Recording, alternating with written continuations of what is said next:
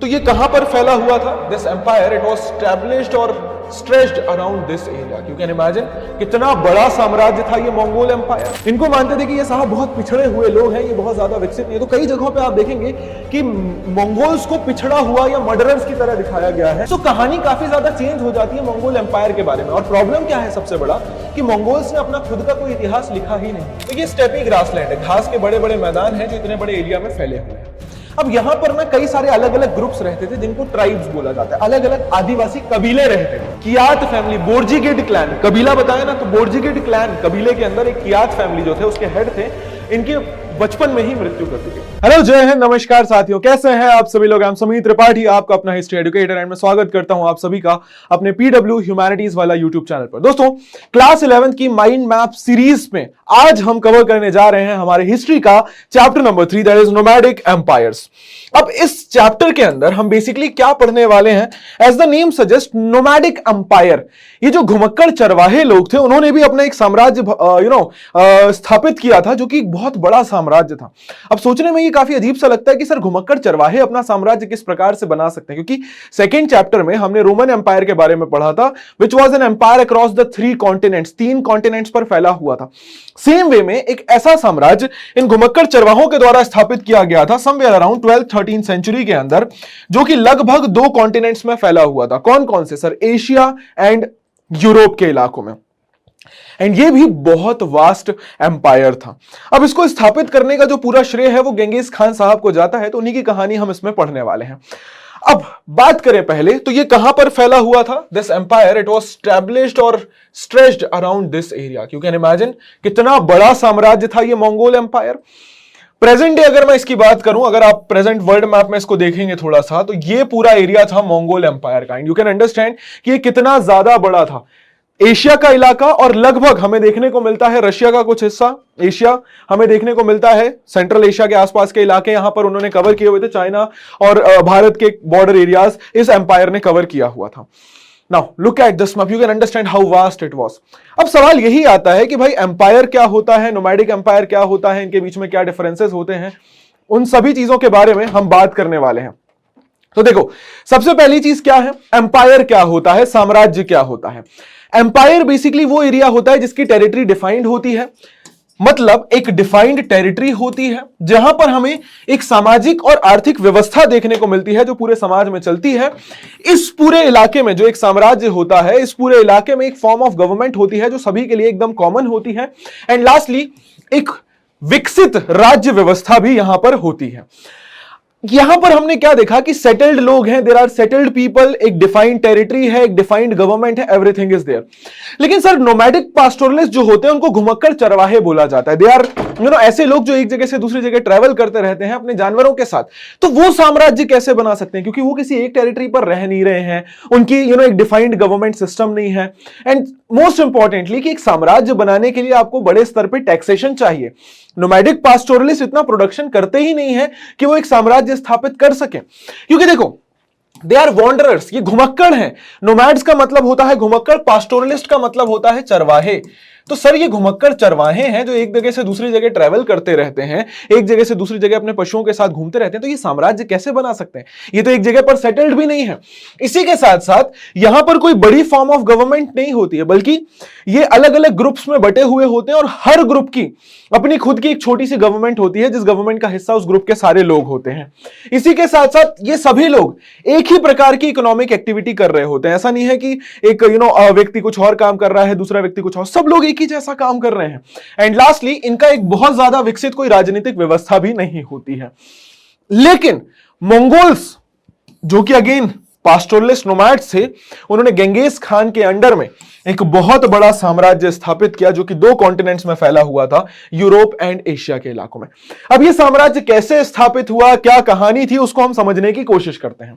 सबसे पहली चीज कि इनका इतिहास हमें कैसे पता चलता है। तो देखो साहब, ये घुमक्कड़ चरवाहे अपना खुद का कोई इतिहास नहीं लिखते थे, ठीक है। इनका खुद का कोई इतिहास लिखने का कोई हमें ट्रेडिशन देखने को नहीं मिलता है, क्योंकि इतने पढ़े लिखे नहीं थे कि अपना इतिहास खुद लिख सके। तो फिर हमें इनके बारे में पता कैसे चलता है? Sir it is the foreigners, ये बाहरी लोग हैं जिन्होंने डिटेल में मंगोल एम्पायर के बारे में लिखा है और उसी इतिहास को हम सभी लोग पढ़ते हैं। क्रॉनिकल्स के फॉर्म में उन्होंने लिखा हुआ है ट्रेवलॉग्स। क्रॉनिकल्स क्या होते हैं? ईयर बाय ईयर किसी का रिकॉर्ड लिखना। ट्रेवलॉग्स का मतलब क्या होता है? यात्रा वृत्तांत लिखना। डॉक्यूमेंट्स का मतलब क्या होता है? हमें कोई ऑफिशियल डॉक्यूमेंट्स उस समय में मिले होंगे, या इनके कोर्ट में कुछ मिनिस्टर्स रहे होंगे जिन्होंने कुछ डॉक्यूमेंट्स बनाए होंगे, उनसे हमें मंगोल एम्पायर के बारे में पता चलता है। अब हमें क्या देखने को मिलता है कि ये जो सिटी एम्पायर्स होते थे, ये जो सिटी ड्वेलर्स होते थे, इनके लिए ये घुमक्कड़ चरवाहे जो होते थे, ये बहुत पिछड़े स्तर के होते थे, ये बहुत पिछड़े होते थे। मतलब जो सेटल्ड लोग होते थे ना, वो इन नोमैडिक लोगों को, या खासकर मंगोल्स की बात की जाए, इनको लुटेरा मानते थे, इनको जंगली मानते थे, इनको मानते थे कि ये साहब बहुत पिछड़े हुए लोग हैं, ये बहुत ज्यादा विकसित नहीं। तो कई जगहों पर आप देखेंगे कि मंगोल्स को पिछड़ा हुआ या मर्डरर्स की तरह दिखाया गया है, लुटेरे की तरह दिखाया गया है। 18वीं शताब्दी में क्या होता है, जब रशियंस इस इलाके पर कब्जा कर लेते हैं, मंगोलिया के इलाकों पर, तो वो मंगोल का इतिहास पढ़ना शुरू करते हैं। उस समय बेसिकली हमें देखने को मिलता है कि रशिया में एक राजा रूल कर रहा था, मतलब एक रेजीम चल रहा था, एक राज्य रूल कर रहा था, जिसको जार बोला जाता था, जारिस्ट रेजीम बोला जाता था। तो जार किंगडम यहां पर रूल कर रहा था, तो उनके अंडर में मंगोल के इतिहास को थोड़ा थोड़ा पढ़ा जाना शुरू किया गया। बाद में जब रशिया आजाद होने लगा, जारिस्ट रेजिम खत्म हुआ, तो उसके बाद हमें देखने को मिलता है कि कई सारे मार्क्सिस्ट राइटर आए। अब ये मार्क्सिस्ट कौन है? सर बेसिकली जो कार्ल मार्क्स की आइडियोलॉजी से काफी ज्यादा इन्फ्लुएंस्ड होते हैं। मतलब क्या होता है कि समाज के अंदर एक आर्थिक और सामाजिक व्यवस्था को एक्सप्लेन करने की कोशिश करते हैं। जैसे देखिए, आपने शब्द सुने होंगे सोशलिज्म, आपने शब्द सुने होंगे कम्युनिज्म, है ना। तो सोशलिज्म क्या होता है? समाजवाद, की साहब सरकार को पूरे समाज के वेलफेयर के लिए काम करना है। कम्युनिज्म क्या होता है कि कम्युनिटी को, एक समुदाय को खुद के वेलफेयर के लिए साथ में मिलकर काम करना है। भारत के अंदर हम मिक्स्ड देखते हैं कि समाजवाद भी है और यहां पर कैपिटलिज्म भी। अब कैपिटलिज्म क्या होता है? सर कैपिटलिज्म के अंदर हमें देखने को मिलता है कि भाई गवर्नमेंट एकदम फ्री है, वो लोगों के लिए कोई व्यवस्था नहीं करेगी। जो व्यक्ति अफोर्ड कर सकता है वो खरीदेगा, जो नहीं कर सकता वो नहीं करेगा। सरकार कोई भी इन्वेस्टमेंट नहीं करेगी, हर एक चीज प्राइवेटली ओन्ड होगी। अब इसमें हमें क्या देखने को मिलता है कि जो मार्क्सिस्ट इतिहासकार थे, ये कम्युनिस्ट थे, है ना, वो समुदाय सेंट्रिक विचारों को मानते थे। तो इन मार्क्सिस्ट इतिहासकारों ने हमें देखने को मिलता है कि सोवियत यूनियन के अंडर में इन नोमैडिक पीपल का इतिहास लिखा। अब ये सोवियत यूनियन का आपको याद है ना, रशिया के अंदर यूएसएसआर का फॉर्मेशन हुआ था, आपने पढ़ा होगा। तो रशिया के अंदर जो यूएसएसआर का फॉर्मेशन हुआ था, एक बहुत बड़ा ग्रुप ऑफ कंट्रीज था। तो इसी के अंडर में रहते हुए कुछ इतिहासकारों ने मंगोल साम्राज्य के इतिहास के बारे में लिखा, और उन्होंने बताया कि देखो, जिस समाज में मीन्स ऑफ प्रोडक्शन जैसा होता है, वो उस समाज की स्थिति को डिफाइन करता है। कि अगर कहीं पर कम्युनिज्म है तो उसका समाज अलग होगा, कहीं पर सोशलिज्म है तो वहां पर सोसाइटी अलग तरीके से काम करेगी, कहीं पर कैपिटलिज्म है तो सोसाइटी अलग तरीके से काम करेगी। अब वो क्या बताते हैं कि मंगोल्स जो थे वो गेंगिस खान के अंडर में चेंज हो रहे थे। कहां से? सर ट्राइबल आइडेंटिटी से, ट्राइबल इकोनॉमी से एक फ्यूडल इकोनॉमी की तरफ। ट्राइबल इकोनॉमी क्या होती है? सर ट्राइबल इकोनॉमी आदिवासी लोग, जो आदिवासी लोग होते हैं, जो जंगलों में रहते हैं, सब इक्वल होते हैं, किसी के बीच में कोई भेदभाव नहीं होता है। उनका जनरली एक सरदार होता है और सबको इक्वली ट्रीट किया जाता है। वो एक ट्राइबल सोसाइटी से एक फ्यूडल सामंतवाद की ओर बढ़ रहे थे। सामंतवाद में क्या होता है कि एक तरफ अपर क्लास होती है और एक तरफ लोअर क्लास होती है। अपर क्लास कौन होती है? जिसके पास बहुत पैसा होता है। लोअर क्लास कौन होती है? जो वर्कर्स होते हैं, जिनसे काम कराया जाता है। तो ये मार्क्सिस्ट इतिहासकार क्या कहते हैं कि गेंगिस खान ने मंगोल्स को ट्राइबल सोसाइटी से फ्यूडल सोसाइटी में कन्वर्ट कर दिया था। सो ये एक ट्रांजिशन फेज था जहां पर मंगोल्स की सोसाइटी ट्राइबल सोसाइटी से फ्यूडल सोसाइटी की तरफ बढ़ रही थी। अब कुछ रशियन स्कॉलर्स थे जिन्होंने काफी बढ़ चढ़कर मंगोल्स के बारे में लिखा है, जैसे बोरिस याकोवलेविच व्लादिमिरित्सोव। इसके अलावा एक और व्यक्ति हैं जिन्होंने मंगोल्स के बारे में काफी कुछ लिखा है, ही इज वैसिली व्लादिमिरोविच बार्तोल्द। अब जैसे जैसे मंगोल, अब देखो मैंने क्या बताया, मंगोल एम्पायर किसी एक जगह पर लिमिटेड नहीं था, बहुत बड़े इलाके में फैला हुआ था। तो जैसे जैसे मंगोल एम्पायर नए नए इलाकों में फैलता जाता, उस इलाके के, उस एरिया के लोग जो है वो मंगोल एम्पायर का इतिहास अपने पॉइंट ऑफ व्यू से लिखते जाते कि ईरानियंस ने अलग पॉइंट ऑफ व्यू दिया, इराक ने अलग पॉइंट ऑफ व्यू दिया, दूसरी कंट्रीज ने, चाइना के अंदर अलग तरीके से इतिहास लिखा गया। तो मंगोल्स के बारे में हमें जो जानकारी मिलती है वो काफी ज्यादा डाइवर्स है। इसी के साथ साथ काफी अलग अलग भाषाओं में हमें मंगोल्स का इतिहास देखने को मिलता है, Chinese, Mongolian, Persian, Arabic, Italian, Latin, French, Russian. अब इसमें दिक्कत क्या है कि इन सारे टेक्स्ट के अंदर जो अलग अलग भाषाओं में लिखे हुए हैं, कहानी बहुत अलग अलग तरीके से प्रेजेंट की गई है। कि कोई मंगोल्स को अच्छा बुला रहा है, कोई बुरा बता रहा है, कोई बहुत ज्यादा बुरा बता रहा है, कोई बहुत ज्यादा अच्छा बता रहा है। कहानी काफी ज्यादा चेंज हो जाती है मंगोल एम्पायर के बारे में। और प्रॉब्लम क्या है सबसे बड़ा, कि मंगोल्स ने अपना खुद का कोई इतिहास लिखा ही नहीं है। इनफैक्ट कई बार तो यह होता है कि जब एक ही किताब को दो अलग भाषाओं में लिखा गया तो उसका कंटेंट चेंज हो गया। जैसा आपको देखने को मिलेगा कि मंगोल साम्राज्य के ऊपर जो सबसे पहले इतिहास की किताब लिखी गई वो थी मंगोल उन निव्या तोबियान, मंगोल उन निव्या तोबियान, the secret history of Mongols. ये किताब जो है इटालियन और लैटिन भाषा में लिखी गई। इनफैक्ट मार्को पोलो के जो अकाउंट्स हैं मंगोल कोर्ट के ऊपर वो भी इटालियन और लैटिन वर्जन्स में लिखे गए, और इन दोनों में कहानी बहुत डिफरेंट तरीके से बताई गई कि इटालियन वर्जन में कुछ और कहानी बताई जा रही है, लैटिन वर्जन में कुछ और कहानी बताई जा रही है। आगे चलकर इगोर डी रैशविल्स, इन्होंने the secret history of the Mongols इस किताब को दोबारा लिखा और कोशिश की कहानी को एक प्रॉपर तरीके से प्रेजेंट करने की। इनफैक्ट गेरहार्ड डॉल्फर ने मंगोल और टर्किश शब्दों को एक्सप्लेन करने की कोशिश की ताकि हम यहां पर जो कहानियां लिखी गई हैं मंगोल्स के बारे में उसको बेहतर तरीके से समझ सकें। But still as I said, कुछ लोग मंगोल्स को अच्छा मानते हैं, कुछ लोग उनको जंगली लुटेरा मानते हैं। नेवरदलेस, जब गेंगेज खान ने रूल करना शुरू किया तो पूरी दुनिया को यह लगा कि गेंगेज खान को स्वर्ग से आशीर्वाद मिला है कि वो पूरी धरती पर रूल करेगा। मतलब गेंगेज खान का यह सपना था कि वो पूरी दुनिया पर राज करे, उसका साम्राज्य इतना बड़ा हो कि सूरज उसके साम्राज्य से हो गया और सूरज उसके साम्राज्य में जाकर डूबे। राइट, आप देखेंगे कि गेंगेज खान ने जो ये सेंट्रल एशिया का स्टेपी का इलाका है वहां पे जो अलग अलग मंगोल कबीले रहते थे उन सबको यूनाइट किया और उन सबको एक identity the, that was Mongol identity, और एक बहुत बड़ा साम्राज्य बनाया। और मैंने जैसे बताया कि माना जाता था कि उसको भगवान से यह आशीर्वाद मिला है कि पूरी दुनिया पर रूल करेगा। इनफैक्ट मोंके खान जो कि गेंगेज खान का ही ग्रैंडसन था, उसने फ्रेंच किंग लुइस 9 को वार्न किया कि अगर आपको यह लगता है कि आपके नदी पहाड़ आपको बचा लेंगे तो आप बहुत बड़ी गलतफहमी में हैं, क्योंकि हम गेंगेज खान के सक्सेसर हैं और हम उनके सपने को पूरा करेंगे, एक इतना बड़ा साम्राज्य बनाएंगे कि सूरज हमारे साम्राज्य से ही उगेगा और हमारे साम्राज्य में ही अस्त होगा। बुखारा में गेंगेज खान ने तो इनफैक्ट खुद को रैथ ऑफ गॉड कहा था कि मैं तो भगवान का गुस्सा हूं। जब बुखारा पे गेंगेज खान ने अटैक किया था तो उन्होंने खुद को भगवान का गुस्सा बोला था कि मैं अगर आज तुम्हारे सामने खड़ा हूं तो इसका मतलब ये समझो कि भगवान तुमसे बहुत ज्यादा नाराज है। इनफैक्ट बाटू खान जो कि गेंगेज खान के दूसरे एक ग्रैंडसन थे, उन्होंने रशिया पर कब्जा किया, पोलैंड पर कब्जा किया और हंगरी पर कब्जा किया। एंड एक काफी बड़ा साम्राज्य जो गेंगेज खान ने तो स्टैब्लिश किया था, उनके सक्सेसर ने उसको काफी एक्सपांड किया। अब सोशल और पॉलिटिकल बैकग्राउंड्स की बात की जाए कि ये मंगोल्स किस प्रकार की सामाजिक और राजनीतिक व्यवस्था में रहते थे। अब आपको पहली चीज ये समझना होगा कि मंगोल्स हैं कौन। तो देखो मेरी बात समझो आप, when I am talking about Mongols ना मेरी जान, तो ये देखो ये है सेंट्रल एशिया स्टेपीज का इलाका, ठीक है, ये है सेंट्रल एशिया के स्टेपीज का इलाका, ठीक है। स्टेपी का मतलब क्या होता है, अपन ने फर्स्ट चैप्टर में पढ़ा है, स्टेपी का मतलब होता है ग्रासलैंड। तो ये स्टेपी ग्रासलैंड है, घास के बड़े बड़े मैदान हैं जो इतने बड़े एरिया में फैले हुए हैं। अब यहां पर ना कई सारे अलग अलग ग्रुप्स रहते थे जिनको ट्राइब्स बोला जाता है, अलग अलग आदिवासी कबीले रहते थे, है ना।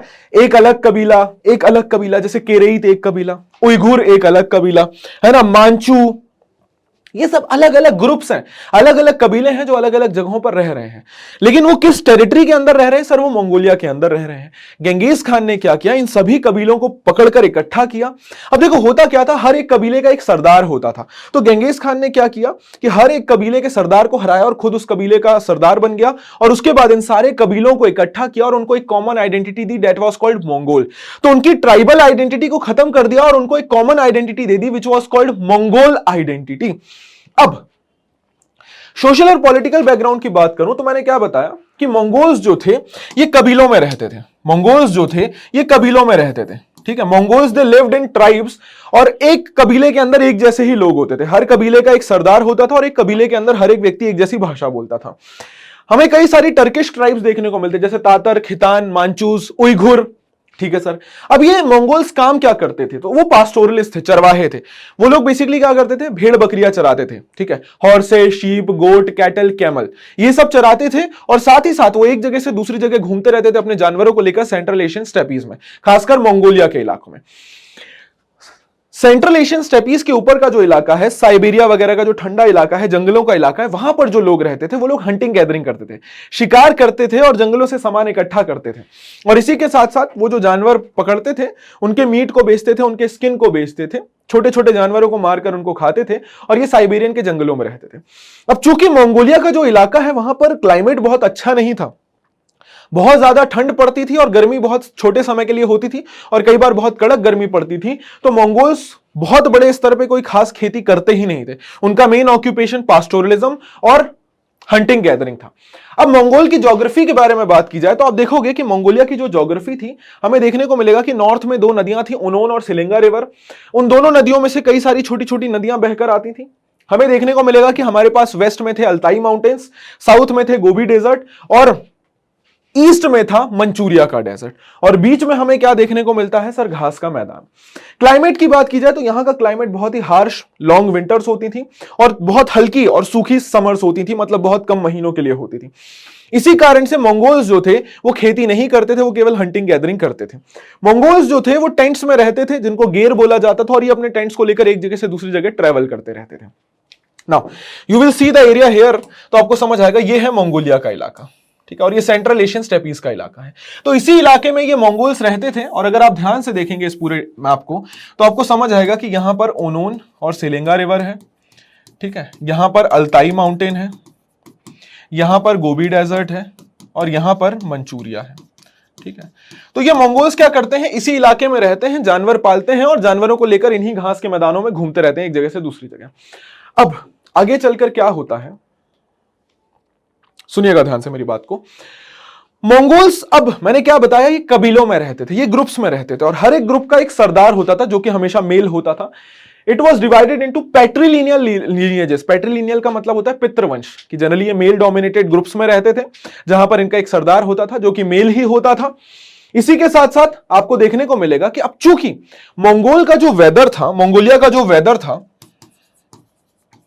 मंगोलिया का जो क्लाइमेट था, बहुत ज्यादा ठंडियां पड़ती थी, कई बार सूखा पड़ता था, गर्मी बहुत कम समय के लिए पड़ती थी, तो खाने पीने की बड़ी कमी हो जाती थी।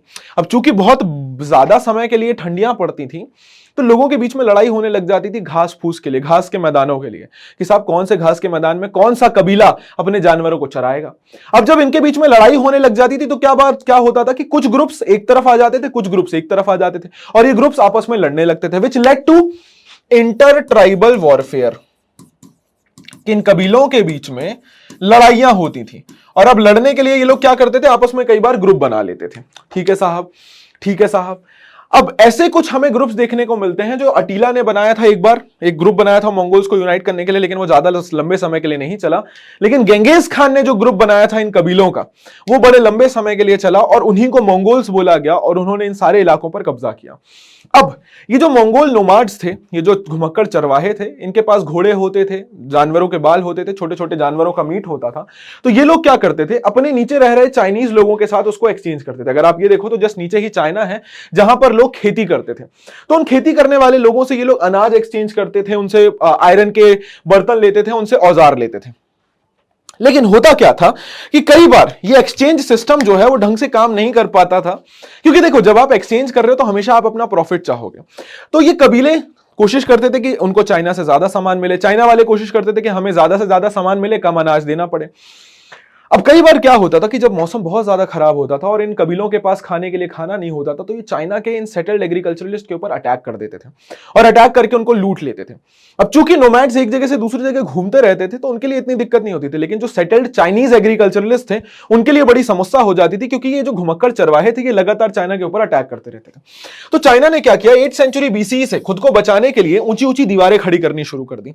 आगे चलकर 3rd सेंचुरी बीसी में इन दीवारों को एक साथ जोड़ दिया गया और यह कहलाया the great wall of China. और अब आप मेरी बात समझ पा रहे होंगे कि ग्रेट वॉल ऑफ चाइना क्यों बनाया गया था। ये देखो कि यहां पर ये जो मंगोलिया के लोग हैं ये चाइना पर अटैक करते रहते थे, तो क्या हुआ कि चाइनीज लोगों ने ऐसी छोटी छोटी दीवारें बनाई। अब आगे चलकर 3rd सेंचुरी में इन दीवार को जोड़ दिया गया and it was called the great wall of China. और इसको बनाने का मेन रीजन क्या था, चाइनीज लोगों को मंगोलियन अटैक से बचाना। अब यहीं पर आते हैं हमारे गेंगिस खान साहब। गेंगिस खान साहब की बात की जाए तो साहब इनका जीवन बड़ा ही दुखद था। इनका जन्म 1162 में हुआ था ओनोन रिवर के पास। इनका नाम बचपन में तेम्युजिन था। इनके पिताजी का नाम येसुगोई था, जो कि कियात फैमिली बोर्जिगिड क्लैन कबीला बताया ना, तो बोर्जिगिड क्लैन कबीले के अंदर एक कियात फैमिली जो थे उसके हेड थे। इनके बचपन में ही मृत्यु कर दी गई थी। इनकी माता जी का नाम था ओइलुनिके, इनकी वाइफ का नाम था बोर्ते, जिन्हें शादी के तुरंत बाद ही किडनैप कर लिया गया था। और तेम्युजिन साहब की जो अर्ली लाइफ थी बहुत ज्यादा मुश्किलों से भरी पड़ी थी। आगे चल के तेम्युजिन साहब ने अपने कुछ अच्छे दोस्त बनाए, जैसे बोघरचू। दूसरे थे उनके अच्छे दोस्त जमुका, जो कि उनके भाई थे।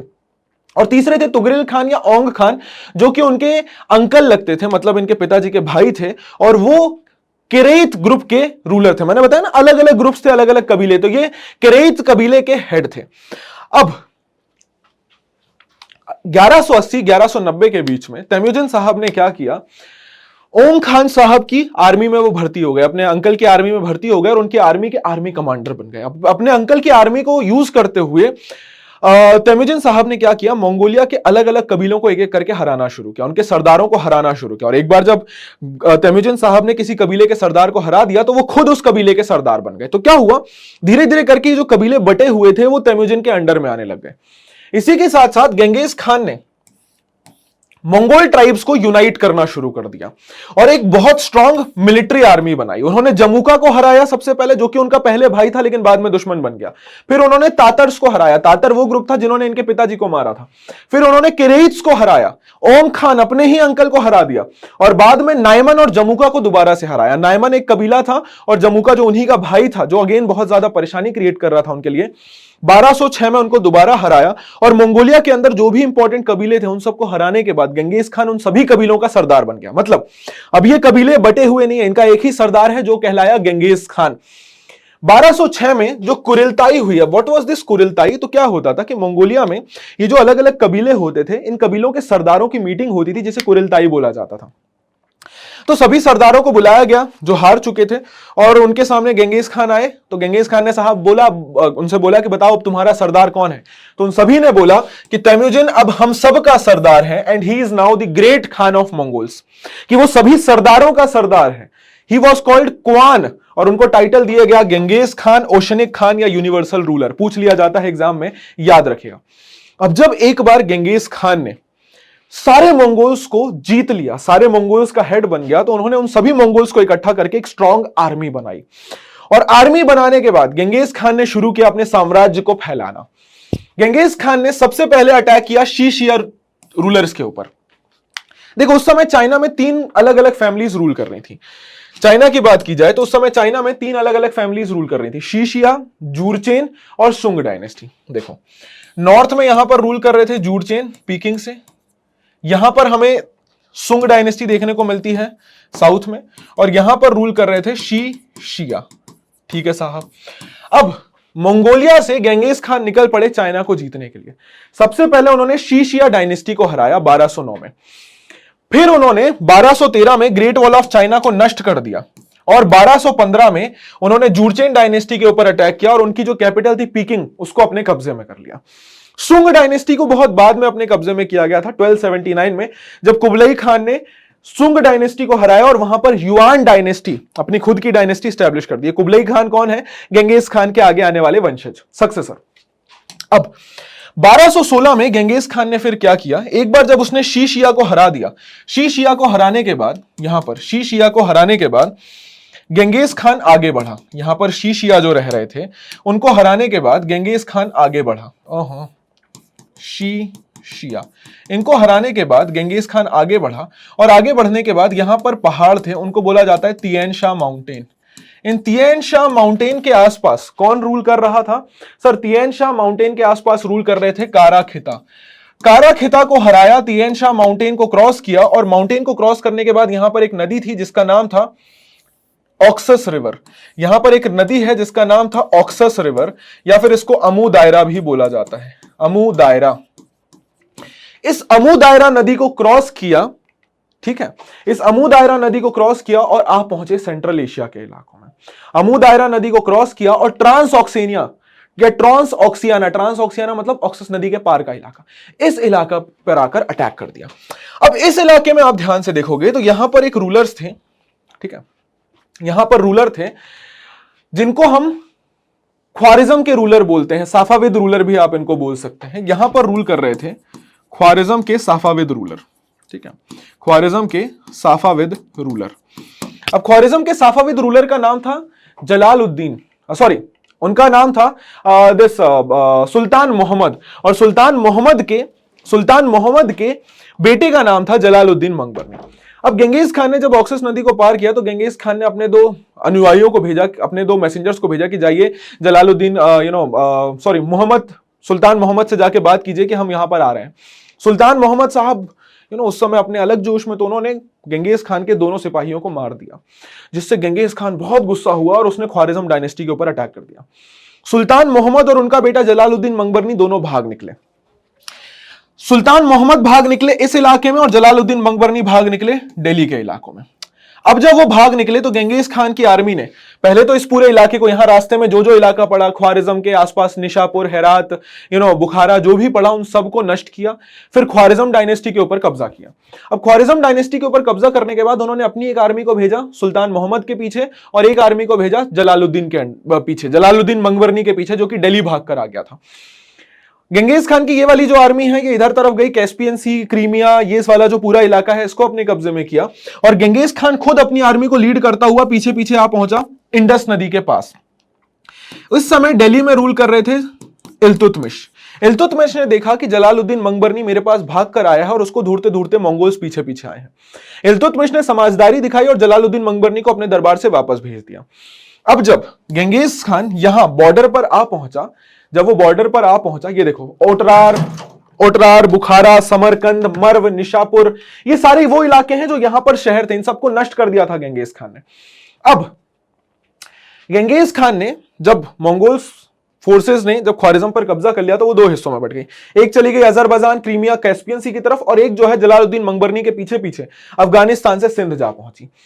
अब इंडस रिवर के पास पहुंचकर गेंगेज खान ने फाइनली डिसाइड किया कि वो भारत पर अटैक नहीं करेगा। पहला कारण तो यह था कि इल्तुतमिश ने जलालुद्दीन मंगबरनी को भगा दिया था। दूसरा कारण यह था कि उस समय गर्मी बहुत ज्यादा थी। मंगोल्स चूंकि ऊंचे लैटिट्यूड्स में रहते हैं, वहां पर ठंड होती है, तो भारत का टेम्परेचर उनके लिए कंपैरेटिवली ज्यादा गर्म था। प्लस भारत की टोपोग्राफी, भारत का जो इलाका है वो बहुत अनइवन और प्लेन इलाका है, कई जगहों पे प्लेन है, कहीं पे अनइवन है। मंगोल्स वहां पे नहीं रह सकते थे। और तीसरा कि जो शमण, जो इनके पुजारी साहब होते हैं, उन्होंने ये बोल दिया था कि साहब ठीक नहीं है जाना, अभी आप वापस आ जाइए।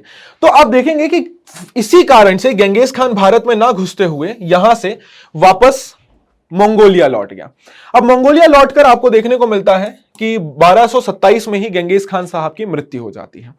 एंड मृत्यु होने से पहले तक आप देखो कितना बड़ा एरिया उन्होंने अपने कब्जे में किया हुआ। ये देखिए यहां पर अगर आप नाम देखेंगे, मर्व, बुखारा, समरकंद, निशापुर, बल्ख, ये रहा पर्शिया का इलाका जहां पर सुल्तान मोहम्मद था।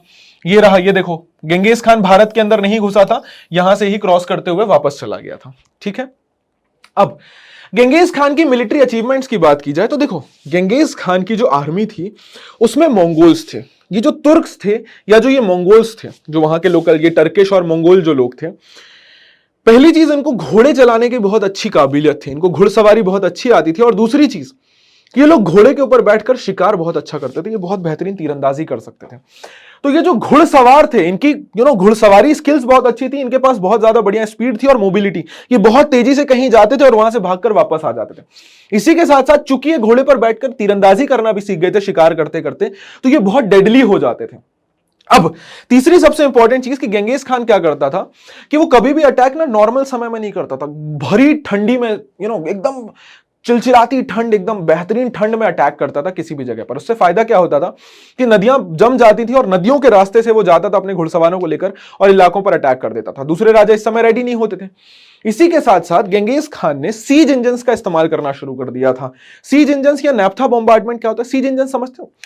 जनरली ये पहले क्या होता था, ये जो मंगोल्स थे या जो ये आदिवासी लोग थे, ये जो चरवाहे कबीले थे, ये लोग किलों के अंदर नहीं घुस पाते थे। जो ऊंचे ऊंचे इमारतें होती थी ना, उनके अंदर नहीं घुस पाते थे क्योंकि इनके पास तोड़ने के लिए उसका कोई यंत्र नहीं होता था। लेकिन फिर इन्होंने सीज इंजन बना लिया। सीज इंजन क्या होते हैं? आपने मूवीज में देखा होगा ना कि बड़ी बड़ी लकड़ियां लेकर तेजी से दीवारों पर फेंका जाता था, मारा जाता था, जिससे दीवारें टूट सके। नैप्था बॉम्बार्डमेंट क्या होता है? बेसिकली ज्वलनशील पदार्थों की बॉल बनाकर उन्हें फेंका जाता है जिससे कि वो आग या बॉम्ब की तरह फट जाए। कि हम पेट्रोल को एक गुब्बारे में भरें और उसको आग लगा के फेंक दें तो वो फटेगा जब बाहर निकलेगा। तो नैप्था बॉम्बार्डमेंट इन्होंने करना सीख लिया, इन्होंने किलों को नष्ट करना सीख लिया। इसी के साथ साथ ये जो इक्विपमेंट्स यूज करते थे, जो ये वेपन्स यूज करते थे, वो बहुत हल्के होते थे, तो उनको एक जगह से दूसरी जगह ले जाना भी बहुत आसान होता था। और गेंगेज खान ने मंगोल्स की मिलिट्री को और बेटर तरीके से रीऑर्गेनाइज किया, उनकी ग्रुपिंग दोबारा से की। और ग्रुपिंग होने के बाद ये मंगोल्स इतने डेडली हो गए कि साहब किसी दुनिया में किसी दूसरी आर्मी के पास इनका कोई जवाब ही नहीं था। अब होता क्या है कि गेंगेज खान की मृत्यु के बाद आपको देखने को मिलेगा गेंगेज खान ने अपने जीवन काल में ही अपने साम्राज्य को अपने 4 बेटों के बीच में बांट दिया था। कौन कौन से? कौन कौन से? ये वाला इलाका था चगताई को, ये वाला था ओगोडेई को, उसके अलावा ये वाला इलाका दिया गया था तोलियू को, है ना। और एक और कौन रह रहा है भाई, एक सेकंड देना, एक बंदा कौन रह रहा है, जोची। हाँ ठीक है, तो ओगोडेई को ये वाला इलाका दिया था और जोची को ये वाला, ठीक है।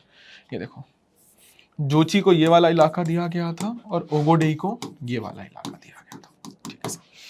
अब गेंगेज खान ने क्या किया, अपने साम्राज्य को अपने 4 बेटों के बीच में बांट दिया।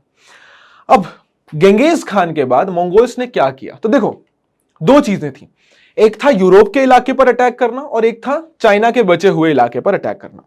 अब गेंगेज खान के बाद हम मंगोल्स के जो एक्सपांशन है या मंगोल्स के जो अटैक्स हैं उनको 2 हिस्सों में समझ सकते हैं। पहला हिस्सा कौन सा है, 1236 से 42 के बीच में। इस समय जो गेंगेज खान के सक्सेसर्स हैं उनका मेजर फोकस कहां की तरफ था? सर उनका मेजर फोकस हमें देखने को मिलता है रशिया और यूरोप की तरफ था। क्यों? क्योंकि जोची और चगताई जो थे ये चाहते थे रशिया और यूरोप के इन इलाकों पर कब्जा करना, ठीक है, रशिया और यूरोप के इन इलाकों पर कब्जा करना। लेकिन आगे चलकर क्या हुआ, 1255 से 1299 के बीच क्या हुआ कि ये रशिया और यूरोप के इलाकों में फोकस की जगह फोकस मेजरली होना शुरू हुआ चाइना के इलाकों में। तो पहले फेज में हमें क्या देखने को मिलता है कि मेजर फोकस हो रहा है रशिया और चाइना के इलाकों में। दूसरे फेज में कहां फोकस हो रहा है, सॉरी, रशिया और यूरोप के इलाकों में। दूसरे फेज में कहां पर फोकस हो रहा है सर, चाइना के इलाकों में। ऐसा क्यों हुआ? तो देखो, पहले फेज में Russian steppage, Bulgar, Kyiv, Poland, Hungary, ये वाला जो पूरा इलाका है यहां पर अटैक किया गया और इन इलाकों को अपने कब्जे में किया गया, ठीक है साहब। वियना और इजिप्ट को भी मंगोल कंट्रोल के अंडर में ले लिया गया। लेकिन सेकेंड फेज में आते आते यूरोप का इलाका छोड़ दिया गया और चाइना पर फोकस किया गया। याद है ना, जो सुंग डायनेस्टी बची हुई थी, 1279 में सुंग डायनेस्टी को हराया गया, ठीक है, और वहां पर कुबलई खान ने युआन डायनेस्टी स्टैब्लिश कर दी। ईरान, इराक और सीरिया के इलाकों पर कब्जा किया गया। अब ऐसा क्यों हुआ? ये पॉलिसी शिफ्ट, पॉलिसी चेंज क्यों देखने को मिलती है कि पहले 4 साल 5 साल मंगोल्स ने इस इलाके पर फोकस किया, उनका मेजर फोकस जो था वो इस इलाके पे था, लेकिन आगे चलकर उनका फोकस जो है वो इस इलाके पर हो गया। ऐसा इसलिए हुआ, सुनना ध्यान से मेरी बात को, कि 1240 के बाद मंगोल्स ने आखिर रशिया और यूरोप का इलाका क्यों छोड़ दिया और क्यों मंगोल की आर्मी इजिप्शियन आर्मी से हार गई? तो 2 कारण थे इसके। पहली चीज कि सक्सेशन को लेकर कि कौन कहां का राजा बनेगा, इसको लेकर गेंगेज खान के बेटों में आपस में पॉलिटिक्स चल रही थी।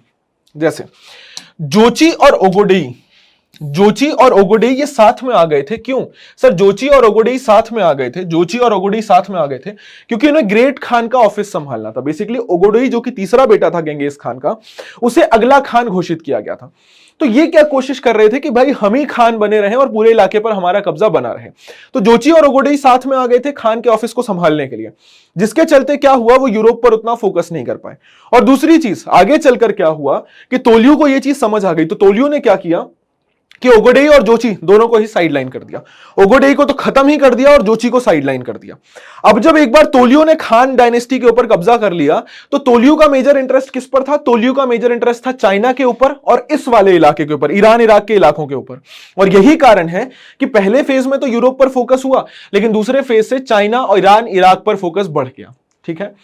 तो जोची और ओगोडेई को साइडलाइन कर दिया गया और मोंके खान जो कि तोलियो का ही एक वंशज था, उसने ईरान और आगे चाइना पर ज्यादा फोकस किया।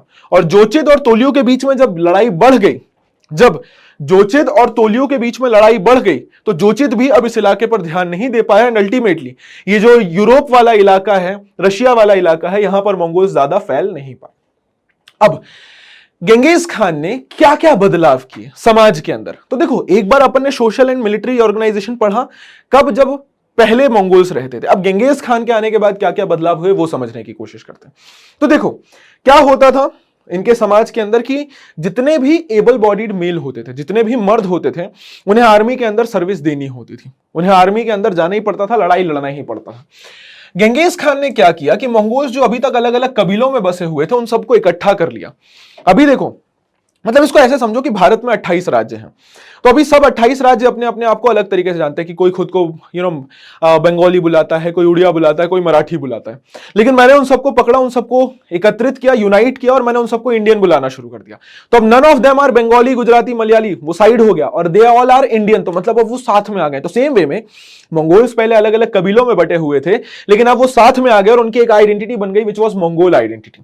तो गेंगिस खान ने काफी जब नई नई टेरिटरीज को अपने कब्जे में किया, तो उन सभी को अपने राज्य में इंक्लूड करना शुरू किया। जैसे टर्किश, उइघुर या किरेत, उनको अपनी आर्मी में भर्ती कर लिया गया। अब देखो, बहुत ज्यादा जरूरी था कि इनकी पुरानी ट्राइबल आइडेंटिटी जो है, इनकी जो पुरानी कबीले वाली आइडेंटिटी है, उसको खत्म किया जाए और सबको मंगोल आइडेंटिटी में ढाला जाए। तो इसके लिए गेंगिस खान ने क्या किया? गेंगिस खान ने मिलिट्री को भी रीऑर्गेनाइज किया, उसने मिलिट्री को भी दोबारा से पुनर्स्थापित किया। पहले क्या होता था कि ये जो आदिवासी चरवाहे थे, इनकी मिलिट्री के अंदर ना डेसिमल सिस्टम फॉलो होता था। इनकी मिलिट्री में जनरली क्या होता था, 10 सोल्जर्स का एक ग्रुप, 100 सोल्जर्स का एक ग्रुप, 1000 और 10,000 सोल्जर्स का एक ग्रुप होता था। ऐसा, इसको डेसिमल सिस्टम बोला जाता है। और जनरली क्या होता था कि एक ग्रुप में एक ही कबीले के लोग होंगे। जैसे मैं त्रिपाठी हूं, तो 100 लोगों का ये जो मिलिट्री ग्रुप बन रहा है ना, इसमें सारे त्रिपाठी होंगे, इसमें सारे के सारे मिश्रा होंगे, इसमें सारे के सारे वर्मा होंगे। अब इससे क्या होता था कि हर व्यक्ति खुद को त्रिपाठी, मिश्रा, वर्मा की तरह देख रहा है, कोई भी खुद को इंडियन की तरह नहीं देख रहा है।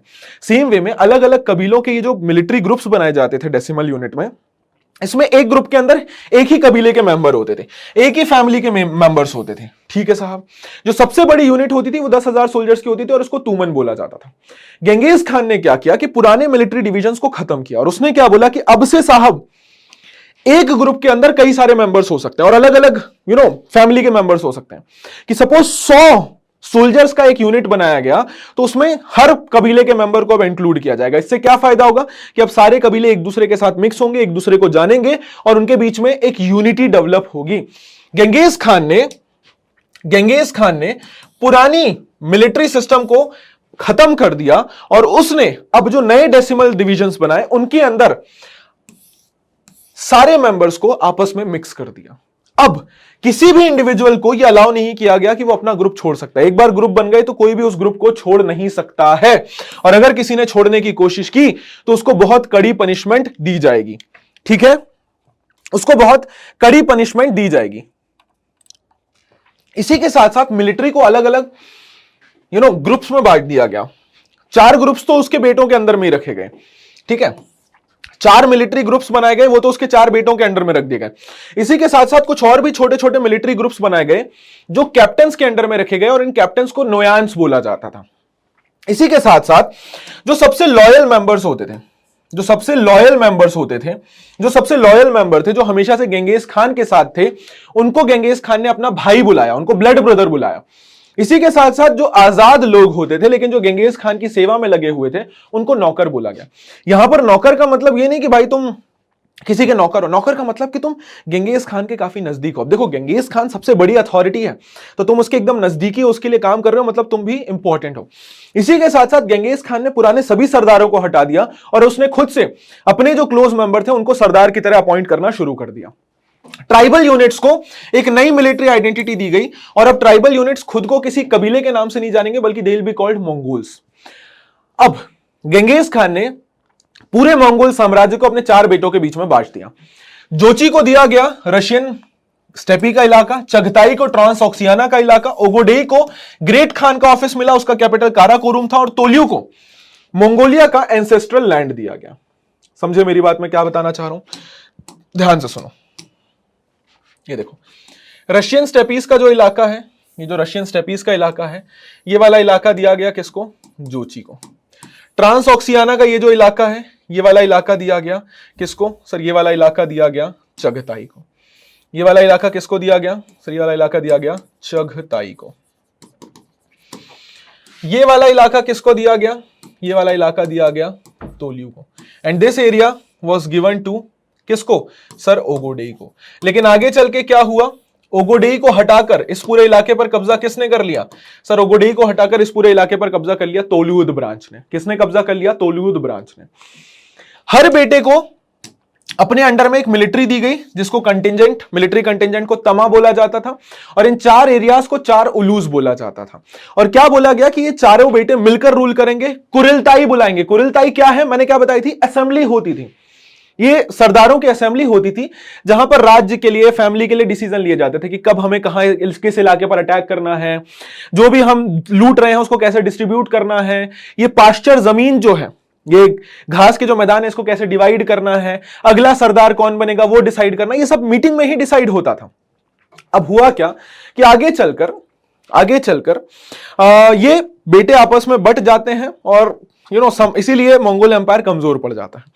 नेवरदिलेस, अब चूंकि मंगोल साम्राज्य इतना ज्यादा बड़ा था, आप देख पा रहे हो, तो इतने बड़े साम्राज्य में इंफॉर्मेशन एक जगह से दूसरी जगह पहुंचाने की बहुत अच्छी व्यवस्था होनी चाहिए। तो गेंगिस खान ने अपने जीवन काल में ही एक कुरियर सिस्टम स्टैब्लिश किया जिसको यम बोला जाता था। ये यम क्या था, रिले कुरियर सिस्टम। ये रिले कुरियर सिस्टम क्या होता है मेरी जान, रिले कुरियर सिस्टम के अंदर क्या होता था कि सपोज ए पॉइंट से बी पॉइंट तक हमें मैसेज पहुंचाना है, तो एक बंदा मैसेज नहीं पहुंचाएगा, उसके बीच में 4 और बंदे होंगे। ए वाले बंदे को बस मैसेज पहले वाले तक पहुंचाना है, पहले वाले को दूसरे तक, दूसरे को तीसरे तक, तीसरे को चौथे तक, चौथे को फाइनली बी पे मैसेज पहुंचाना। मतलब एक बंदा आखिरी पॉइंट तक नहीं जा रहा है, देयर आर मल्टीपल पीपल जो मैसेज पहुंचा रहे हैं, और इसको बोला जाता है relay system. This was called यम।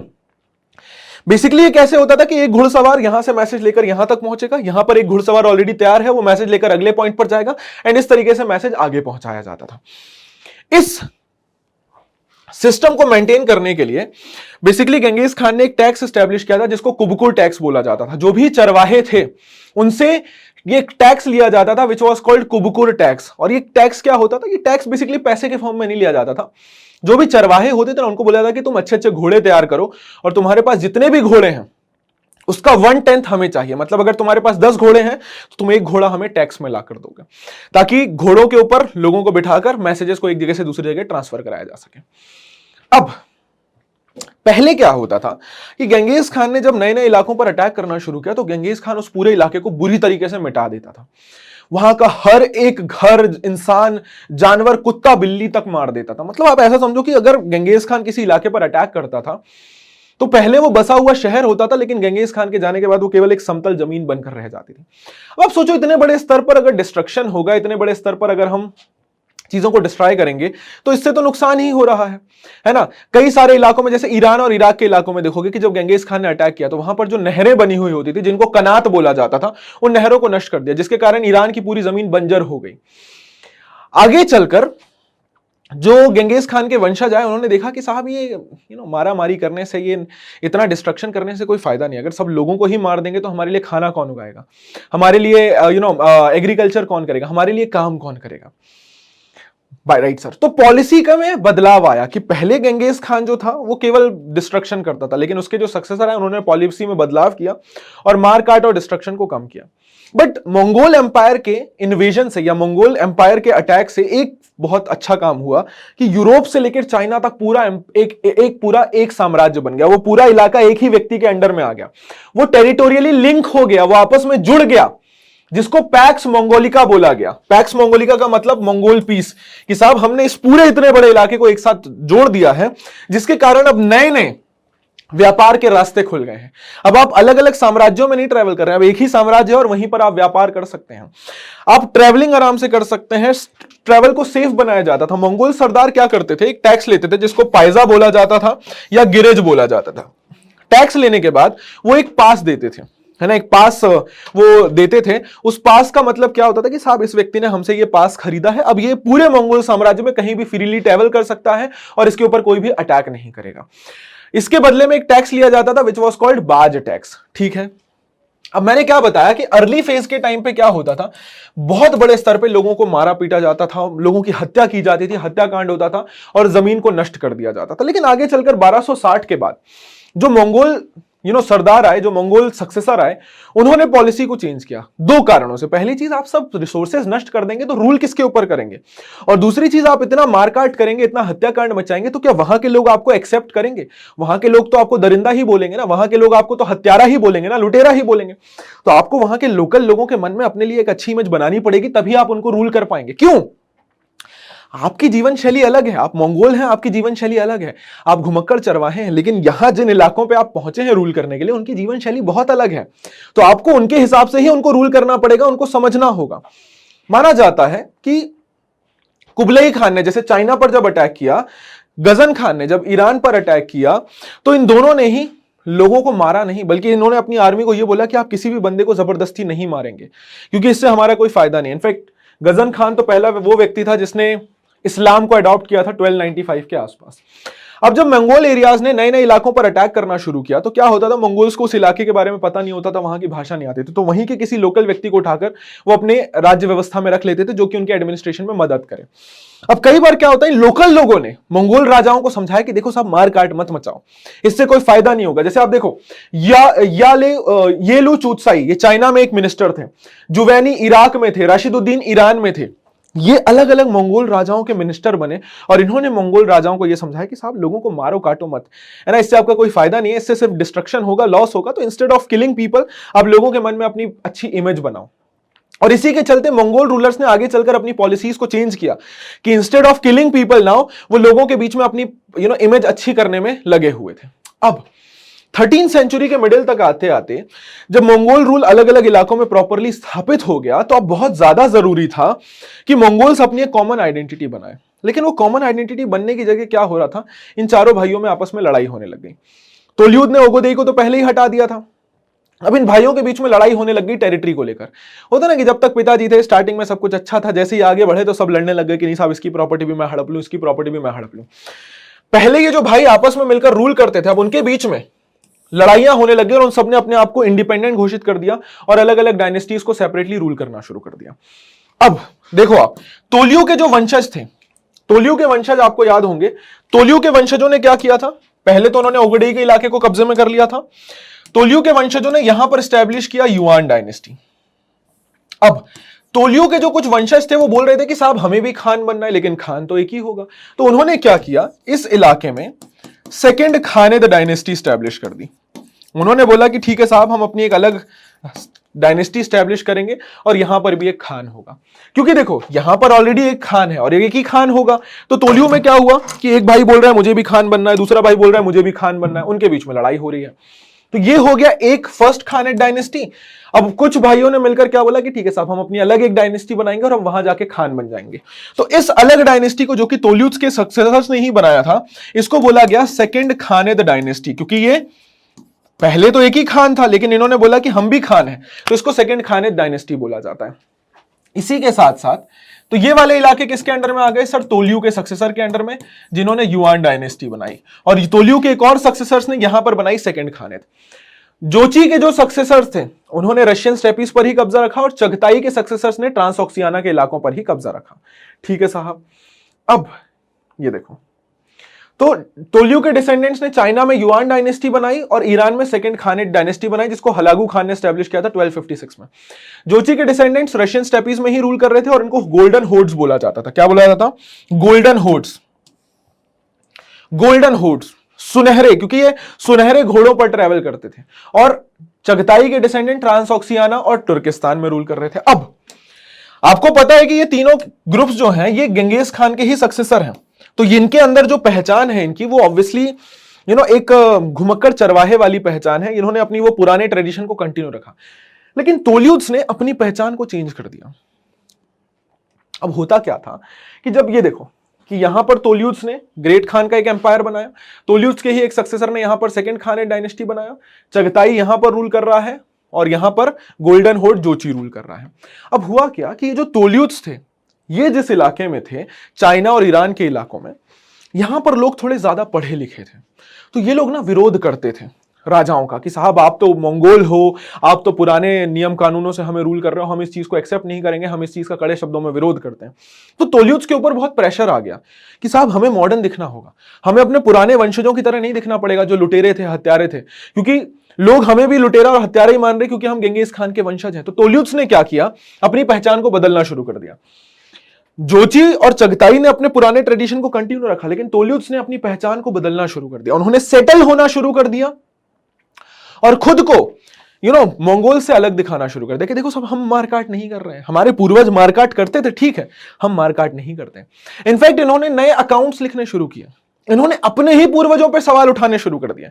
बोले हम मानते हैं कि गेंगेज खान साहब एक हत्यारे थे, है ना, उन्होंने बहुत लोगों को मारा था, लेकिन हम किसी को मारने नहीं आए। मतलब ये लोगों का दिल जीतने के लिए खुद को अच्छा दिखाने की कोशिश कर रहे हैं कि चाइना और ईरान के जो पढ़े लिखे लोग थे उन्होंने अब नई कहानियां लिखनी शुरू की तोल्युद ब्रांच के लिए, और उसमें तोल्युद्स को प्रोटेक्टर दिखाना शुरू किया, उनको संरक्षक दिखाना शुरू किया, और वहीं पे गेंगेज खान के पीरियड को एक मास किलिंग की तरह दिखाना शुरू किया कि ठीक है गेंगेज खान ने मार काट की, लेकिन वो पीरियड खत्म हो गया है, अब हम आ गए हैं, हम आपको सुरक्षित रखेंगे।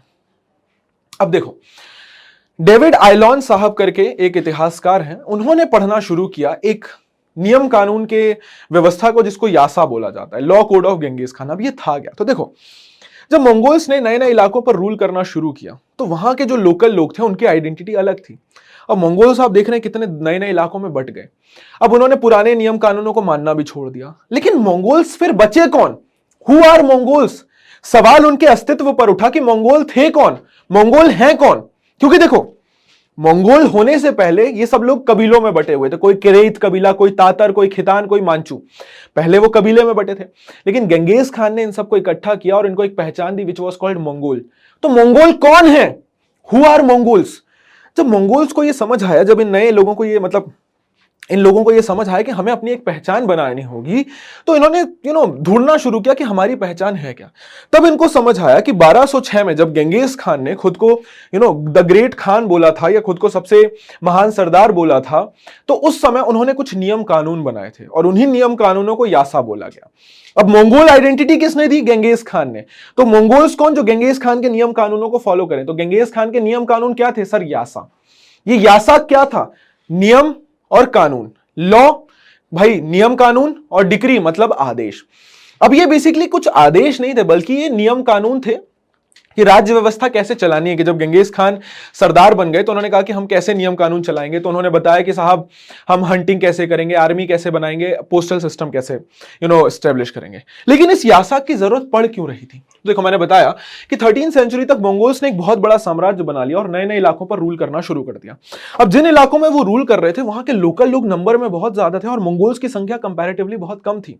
और दूसरी चीज, मंगोल्स के ऊपर सवाल यह आया कि मंगोल्स हैं कौन, किसने उनको यूनाइट किया है, वो कैसे दूसरे लोगों से अलग है, उनकी पहचान क्या है। तो उन्होंने सोचना शुरू किया कि मंगोल आइडेंटिटी हमें दी किसने है। सर ये हमें गेंगेज खान ने दी है, और गेंगेज खान ने हमें आइडेंटिटी दी है तो हम उनके नियम कानूनों को फॉलो करेंगे। अब उनके नियम कानून क्या, तो गेंगेज खान ने ऐसे कुछ खास नियम कानून नहीं बनाए थे, बट गेंगेज खान की जो भी व्यवस्थाएं थी, अर्थव्यवस्था के ऊपर, समाज के ऊपर, राजनीति के ऊपर, गेंगेज खान ने जो भी नियम बनाए, इन लोगों ने उसको एक लॉ कोड बना दिया। ठीक है, उसको एक नियम कानून बना दिया, जिससे क्या हो गया कि अब इनका भी एक ग्रुप बन गया। देखो हर धर्म के एक लॉ गिवर है ना। हर धर्म के अंदर, जैसे क्रिश्चियनिटी के अंदर जीसस क्राइस्ट को माना जाता है, सिखिज्म के अंदर बाबा गुरु नानक देव जी को माना जाता है। उन्होंने कुछ नियम कानून बनाए, लोग उनको फॉलो करते हैं। तो जो लोग उन नियम कानूनों को फॉलो करते हैं वो इस रिलीजन के फॉलोवर बन जाते हैं। तो वैसे ही मंगोल, अब मंगोल जो ग्रुप है वो किसने बनाया, गेंगेज खान ने। तो मंगोल्स कौन होंगे, जो गेंगेज खान के नियम कानूनों को फॉलो करेंगे। और गेंगेज खान के नियम कानूनों को क्या बोला गया सर, यासा बोला गया। ठीक है, यासा बेसिकली मंगोल्स लोगों के द्वारा क्या बोला गया कि साहब ये हमारे जो लीडर थे वो गेंगेज खान साहब थे, उन्होंने ये यासा बनाया था और जो भी लोग यासा मानते हैं वो सारे मंगोल्स कहलाएंगे। ठीक है, और ये बेसिकली एक एक विश्वास व्यवस्था बन गई कि मंगोल्स कौन होंगे, जो गेंगेज खान के यासा को फॉलो करेंगे, और इन्हीं को मंगोल्स बोला जाएगा। अब अपन ने क्या देखा कि मंगोल्स के बारे में हमें दो अलग अलग विचारधाराएं देखने को मिलती हैं। एक तरफ जो सेटल्ड लोग थे वो गेंगेज खान को बारबेरियन मानते हैं, वहीं पर मंगोल्स के लिए गेंगेज खान एक भगवान थे, क्योंकि उन्होंने मंगोल्स को यूनाइट किया, उनको एक नई आइडेंटिटी दी, उनको एक नई जीवन शैली दी और इतिहास के अंदर उनका नाम दर्ज करा दिया। इनफैक्ट आप देखोगे कि इसीलिए आगे चलकर गेंगेज खान की रिस्पेक्ट इतनी ज्यादा थी कि कोई भी गेंगेज खान के नाम पर आगे रूल कर ही नहीं पाया। और अगर कोई रूल करने आता भी था तो वो डायरेक्टली गेंगेज खान के नाम पर रूल नहीं करता था, या गेंगेज खान की पोजीशन को चैलेंज करने की कोशिश नहीं करता। जैसे तैमूरलंग, ये आगे चलकर गेंगेज खान की ही फैमिली की एक लड़की के साथ शादी करते हैं और ये रूल करना शुरू करते हैं, लेकिन ये कभी भी खुद को गेंगेज खान का सक्सेसर नहीं बुलाते थे। ये खुद को बुलाते थे कि मैं उनका दामाद हूं और तब मैं रूल कर रहा हूं, क्योंकि लोग गेंगेज खान की बहुत रिस्पेक्ट करते थे। तो ये गेंगेज खान के नाम को ओवरशैडो नहीं करना चाहते थे, उनको चैलेंज नहीं करना चाहते थे। ठीक है, अब देखो 13वीं शताब्दी तक मंगोल्स जो थे वो अब अलग अलग लोगों के ऊपर रूल कर रहे थे, अलग अलग जगहों पर रह रहे थे। मंगोल्स की अगर बात करूं तो आप समझो ना कि उन्होंने एक ऐसा साम्राज्य बनाया जहां पर उन्होंने किसी के ऊपर कोई धर्म नहीं थोपा, किसी के ऊपर कोई व्यवस्था नहीं थोपी, किसी को जबरदस्ती पुश नहीं किया कि तुम इन्हीं नियम कानूनों को मानो। वो अलग अलग इलाकों में रूल कर रहे थे और वहां पर एक नई व्यवस्था को स्थापित कर रहे थे जो वहां के लोकल लोगों को सूट करे। अलग अलग धर्म को मानने वाले लोग थे, जैसे शमण, बुद्धिस्ट, क्रिश्चियन और इस्लामिक पीपल, बट हर जगह पर लोगों को आजादी दी गई कि आप अपने धर्म को माने, अपने नियम कानून को माने। यही कारण है कि Mongol Empire it was multi ethnic, multilingual, multi religious regime, जहां पर हर एक सेक्शन ऑफ दी लोगों को इंडिपेंडेंस दी गई थी अपने नियम कानूनों को मानने की। आगे चलकर 17वीं शताब्दी में क्विंग डायनेस्टी, जो कि चाइना के अंदर था, उसने मंगोलिया के ऊपर कब्जा कर लिया। 1924 में मंगोलिया रिपब्लिक बना और 1924 से 1992 तक मंगोलिया के ऊपर कब्जा रखा सोवियत यूनियन, यूएसएसआर ने, और फाइनली 1992 में मंगोलिया वापस से आजाद हुआ और वहां पर आज भी गेंगिस खान को एक हीरो माना जाता है। तो भाई आज के सेशन के लिए बस इतना ही। आई होप इस चैप्टर को हम शॉर्ट में अच्छे से कवर कर पाए होंगे। मिलता हूं मैं आपसे अगले सेशन के अंदर। Till then take care, bye bye, जय हिंद, जय भारत, मुस्कुराते रहिए और याद रखिएगा हमारा मोटो, जब तक तोड़ेंगे नहीं तब तक छोड़ेंगे नहीं। Thank you very much people, take care, bye bye, sayonara.